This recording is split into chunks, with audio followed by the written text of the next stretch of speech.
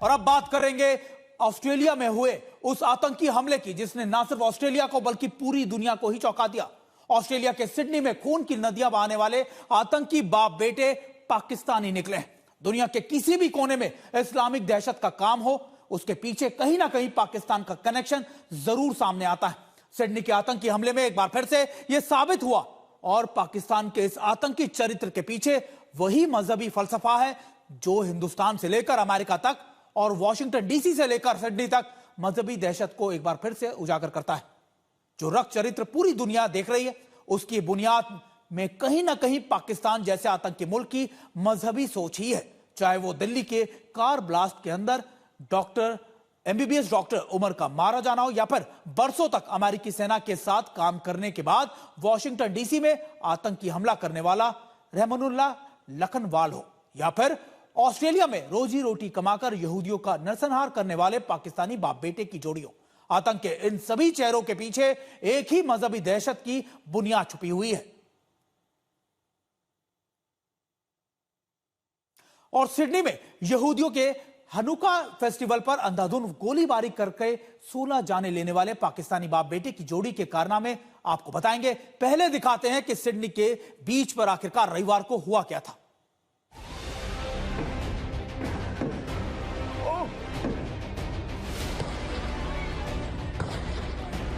14 दिसंबर को सिडनी के बॉन्डी बीच पर यहूदी हनुक्का फेस्टिवल मनाने के लिए इकट्ठा हुए थे।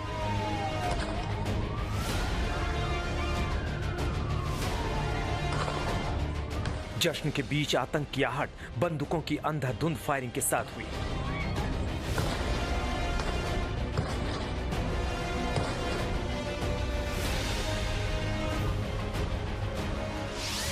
ड्रोन कैमरे में दिख रहा था कि बीच से बमुश्किल 50 मीटर अंदर यहूदियों की भीड़ थी और सामने के छोटे से ब्रिज पर मौजूद हमलावर अंधाधुंध गोलियां चला रहे थे।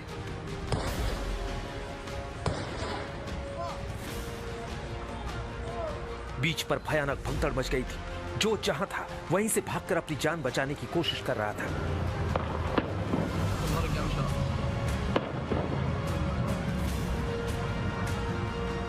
हमलावर ऊंचाई पर मौजूद थे और भीड़ उनके सामने मौजूद थी, जिन पर आसानी से निशाना साधा जा सकता था।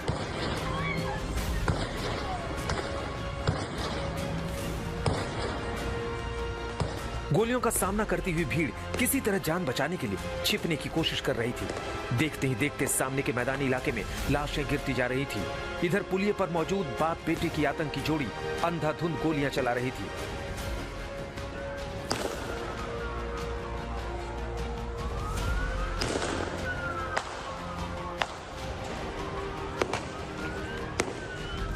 जब तक पुलिस की कार्रवाई शुरू हुई तब तक आतंकियों ने दर्जन भर से ज्यादा लोगों की हत्या कर दी थी। कई दर्जन गोलियों से जख्मी हो चुके थे। अब पुलिस वालों ने हमलावरों को दोनों ओर से घेर लिया था। पुलिस नीचे कारों की आड़ से मुकाबला कर रही थी। आतंकी बाप बेटे की जोड़ी दोनों तरफ गोलियां बरसा रही थी।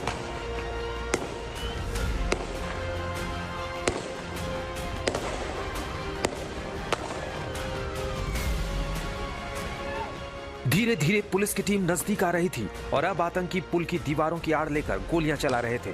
तभी दीवार की आड़ में बैठकर राइफल लोड करते हुए एक आतंकी के सिर में गोली लगी और वो वहीं ढेर हो गया। दूसरा आतंकी अब भी गोली चला रहा था। आतंकी दोनों तरफ से घिरता जा रहा था। तभी बाईं ओर से फिर एक फायर आया जिससे आतंकी जख्मी होकर गिर पड़ा, लेकिन चंद पलों में वो फिर खड़ा हुआ। कुछ सेकंड तक और फायरिंग करने के बाद दूसरा आतंकी भी गिर गया।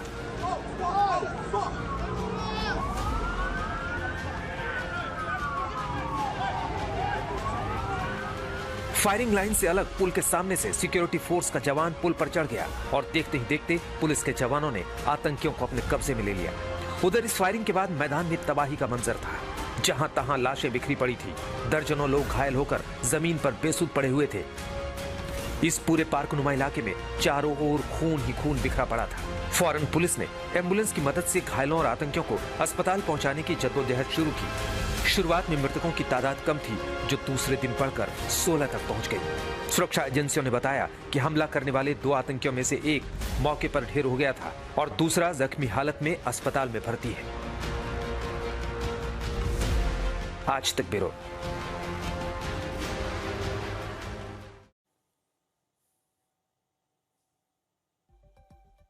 और ऑस्ट्रेलिया में यहूदियों के उत्सव के दौरान यह हमला लॉन वुल्फ अटैक की तरह ही था। लेकिन जब सुरक्षा एजेंसियों ने जांच पड़ताल आगे बढ़ाई तो हमलावर के पास से कुल 6 बंदूकें बरामद की गई। उसकी कार में आईएसआईएस का झंडा और घर में विस्फोटक तक बरामद किए गए।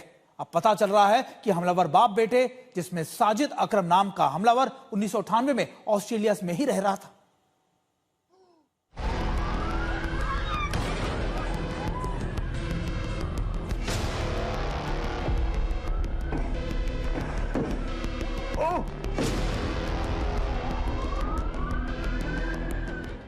नाम साजिद अकरम, उम्र 50 साल, पेशा फल विक्रेता, नस्ल पाकिस्तानी। नाम नवीद अकरम, उम्र 24 साल, पेशा राजमिस्त्री, नस्ल पाकिस्तानी। 27 बरस तक ऑस्ट्रेलिया का नमक खाने वाले पाकिस्तानी साजिद अकरम ने आखिरकार अपनी परवरिश का रंग दिखा दिया था। त्योहार का जश्न मना रहे यहूदियों के बीच साजिद अकरम आधा दर्जन राइफलें लेकर नरसंहार करने पहुंचा था। जिस सिडनी शहर ने उसे रोटी कपड़ा मकान मुहैया कराया था, उसी जमीन को साजिद बेगुनाहों के खून से रंगे जा रहा था।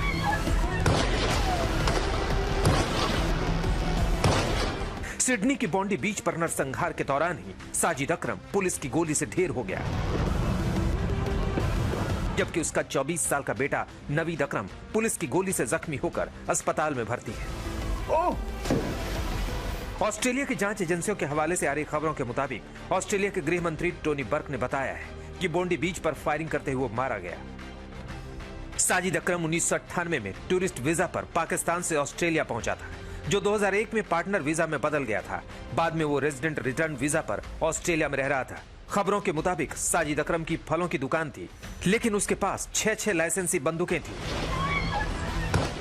साजिद अकरम न्यू साउथ वेल्स के कैंप्स इलाके में एक किराए के मकान में रहता था और जब पुलिस ने बॉन्ड्रिक के इसके घर पर छापे मारे तो उसे कई और अहम सुराघात लगे हैं। पुलिस ने बताया कि बॉन्डी बीच के पास खड़ी एक गाड़ी में आतंकी संगठन आईएसआईएस के झंडे और विस्फोटक डिवाइस भी मिले।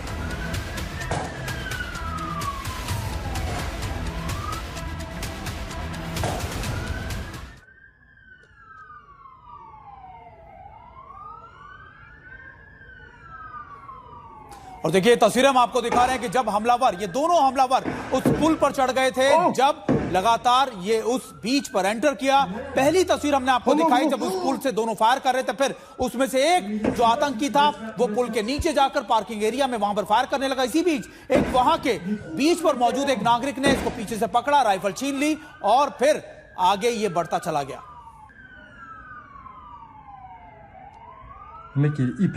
ऑस्ट्रेलिया में 27 साल से रह रहे साजिद अकरम का इस्लामिक आतंकी संगठनों से कैसे और कितने गहरे रिश्ते बने, इसकी पड़ताल अभी जारी है। लेकिन पता चला है कि साजिद अकरम का बेटा नवीद अकरम 2001 में ऑस्ट्रेलिया में ही पैदा हुआ था और वो ऑस्ट्रेलियाई नागरिक है, लेकिन उसकी पढ़ाई लिखाई हेकेनबर्ग न्यू साउथ वेल्स के अल मुरीद इंस्टीट्यूट से हुई थी। जबकि नवीद के सोशल मीडिया हैंडल से पता चलता है कि उसने सिडनी में सेंट्रल क्वींसलैंड यूनिवर्सिटी और पाकिस्तान के इस्लामाबाद में हमदर्द यूनिवर्सिटी में भी पढ़ाई की थी। और इस्लामाबाद की तरबियत का असर ऑस्ट्रेलिया के बॉन्डी बीच पर साफ नजर आ रहा था, जब सिर्फ 24 साल का युवक बेगुनाहों, बच्चों, औरतों, बुजुर्गों के खून की नदियां बहा रहा था। घर से नहाने और मछली पकड़ने की बात कहकर जाने वाले बाप बेटे ने ऐसा आतंकी प्लान बनाया था, ये नवीद की मां वेरेना तक को पता नहीं था।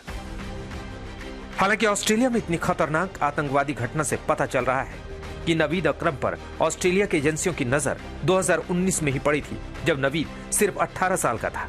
लेकिन उसके ऐसे कनेक्शन सामने आए थे कि Australia security and intelligence organisation ने इसकी जांच की थी। 6 महीने की जांच के बाद एजेंसी ने उससे खतरे का अंदेशा नहीं जताया था।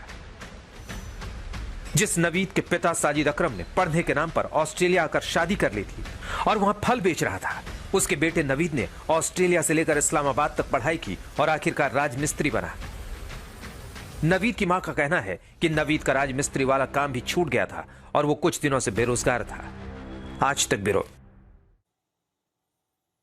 सिडनी के बॉन्डी बीच पर फायरिंग की घटना के एक और खास तस्वीर वायरल हो रही है और वो तस्वीर बेखौफ होकर हमलावरों से राइफल छीनने वाले उस शख्स की है जिसने एक हमलावर को पीछे से पकड़ा और फिर उसकी राइफल छीन ली। खास बात यह कि ये दोनों हमलावर जो थे बाप बेटे हैं, पाकिस्तानी मूल के बताया जा रहा है। एक पुल पर चढ़कर फायरिंग कर रहा था, वहीं दूसरी तरफ एक हमलावर जो है वो नीचे आया और उसने यहां से फायरिंग शुरू कर दी। तस्वीर देखिए, आतंकी साजिद अकरम एक पेड़ की आड़ लेकर गोलियां चला रहा था, तभी कार के पीछे से सफेद टी शर्ट शख्स छुपते हुए पीछे से गया और इसको जकड़ लेता है। अगले ही पल आतंकी साजिद ने उसे राइफल छीन ली और उसी के ऊपर तान दिया। घबराकर आतंकी साजिद अकरम भागने लगा। राइफल इस शख्स के हाथ में थी और गोलियों का बैग लेकर साजिद भागता रहा। फिर इस शख्स ने राइफल वहीं पेड़ पर लगा दी, टेक दी और उसके बाद पत्थरों से मारकर आतंकी साजिद को खदेड़ता रहा। हालांकि भागकर जब साजिद वापस पुल पर पहुंचा तो वहां दूसरी राइफल से फिर से फायरिंग शुरू कर दी, लेकिन अगले कुछ मिनटों के अंदर ही वो ढेर हो गया। अब इस शख्स की तारीफ हो रही है और इसका नाम है अली अल अहमद बताया जा रहा है, जिसने साजिद के हाथ से राइफल छीनी थी। और सिडनी के बॉन्डी बीच पर अंधाधुंध फायरिंग ने उस घटना की याद दिला दी जब 7 अक्टूबर 2023 को हमास ने हमला किया था। हमला बोलकर सैकड़ों लोगों की हत्या कर दी गई थी। सिडनी में भी यहूदियों पर हमला हुआ है। उनके त्योहारों के मौके पर उन पर धावा बोला गया, निर्दोषों को मार दिया गया और शायद इसी वजह से 7 अक्टूबर 2023 की ये याद दिलाता है। ऑस्ट्रेलिया में जिस तरह की गोलीबारी आज हुई, ऐसी ही गोलीबारी इजराइल में देखने को मिलती रही है। ऑस्ट्रेलिया में जिस तरह से भीड़ वाली जगह पर फायरिंग करके ज्यादा से ज्यादा जान लेने की कोशिश हुई, ऐसा ही हमला इजराइल ने भी झेला है। ये आज की सिडनी की तस्वीरें हैं और ये 7 अक्टूबर की तस्वीरें इजराइल की हैं। इसी तरह से हमला हुआ था। एक शख्स गोलियां बरसाते हुए आया था, उसके सामने जो भी आया उसने उसे छलनी कर दिया। इजराइल पर यह हमला हमास ने किया था। हालांकि एक दिन पहले ही हमास के टॉप कमांडर राज साद मारा गया है। राज साद ने ही 7 अक्टूबर 2023 को इजराइल में हमला कराया था। अब ऐसा ही हमला ऑस्ट्रेलिया पर हुआ तो इजराइल एक्शन में है। इजराइल मांग कर रहा है कि यहूदियों के खिलाफ होने वाली साजिशें और हमले पर रोक लगनी चाहिए। इजराइल के रक्षा मंत्री इजराइल काट्ज ने लिखा कि मैं आज ऑस्ट्रेलिया में यहूदी समुदाय और चाबाद के दूतों पर घृणित आतंकवादी हमले में मारे गए लोगों के परिवारों के प्रति अपनी गहरी संवेदना व्यक्त करता हूं। ये हमला हनुक्का पर्व की पहली रात की पूर्व संध्या पर हुआ है। मैं घायलों के शीघ्र स्वस्थ होने की कामना करता हूं और यहूदी समुदाय के उन सदस्यों के साथ एकजुटता से खड़ा हूं जो इस घातक घृणा का सामना कर रहे हैं। इजराइल राज्य दुनिया भर के यहूदी समुदायों के साथ खड़ा रहेगा, उनका समर्थन करेगा और यहूदी विरोधी भावना और आतंकवाद के खिलाफ हर जगह हर समय पूरी ताकत से लड़ेगा। इजराइल दुनिया को सतर्क कर रहा है कि जिस तरह के जख्म उसने खाए हैं वैसे ही जख्म बाकी देशों में भी यहूदियों को दिया जा रहा है। इसीलिए इसके विरुद्ध सशक्त आवाज सबको मिलकर उठानी चाहिए। आज तक ब्यूरो। ऑस्ट्रेलिया में हुए इस विभत्स आतंकी हमले के पीछे क्या पाकिस्तानी आतंकवादी संगठनों का हाथ है? क्या सिडनी के हमलावर बाप बेटे इस्लामिक स्टेट के स्लीपर सेल की तरह काम कर रहे थे? आखिर यहूदियों को टारगेट करके इतने बड़े हमले के पीछे किन किन संगठनों का हाथ हो सकता है? इनकी जांच अभी भी चल रही है, लेकिन यह हमला जिस तरीके से और जिस मौके पर किया गया, इससे साफ है कि संदेश यहूदियों का नरसंहार करना ही था। और हमले के वक्त जो कुछ वहां का मंजर था उसे बताते हुए चश्मदीद सिरहर उठे हैं। सिडनी के बॉन्डी बीच पर इस्लामिक आतंकवादियों के हाथों मारे गए यहूदियों की श्रद्धांजलि के लिए फूल चढ़ाए जा रहे हैं।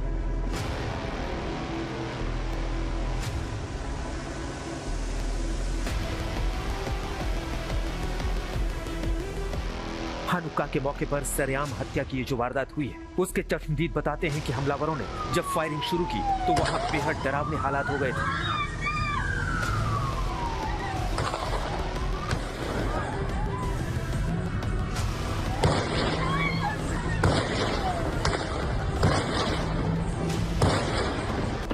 जिस वक्त गोलीबारी हो रही थी वहां बीच पर दूसरे देशों और मजहबों के और भी पर्यटक मौजूद थे। कई लोग चंद मीटर दूर से अपने घरों के अंदर से गोलीबारी देख रहे थे। इस फायरिंग के दौरान एक रेस्टोरेंट पे काफी लोगों के घुसने और छिपने की तस्वीरें भी सामने आ रही हैं। रेस्टोरेंट के कर्मचारी ने उस वक्त के हालात बयान किए। हमले के वक्त जो अफरा तफरी मची थी और चारों ओर से सिर्फ गोलियों की आवाजें आ रही थी। ऐसे में जो लोग अपनी जान बचाने के लिए इधर उधर छिपे थे, उन्हें भी अपनी जान का खतरा बना हुआ था। चश्मदीदों ने बताया कि वो जाल में फंसी मछली की तरह महसूस कर रहे थे, जिसकी जान कभी भी जा सकती है। हालांकि इस हमले के चंद मिनटों के अंदर सब कुछ शांत हो चुका था और हमलावर कब्जे में आ चुके थे। आज तक ब्यूरो।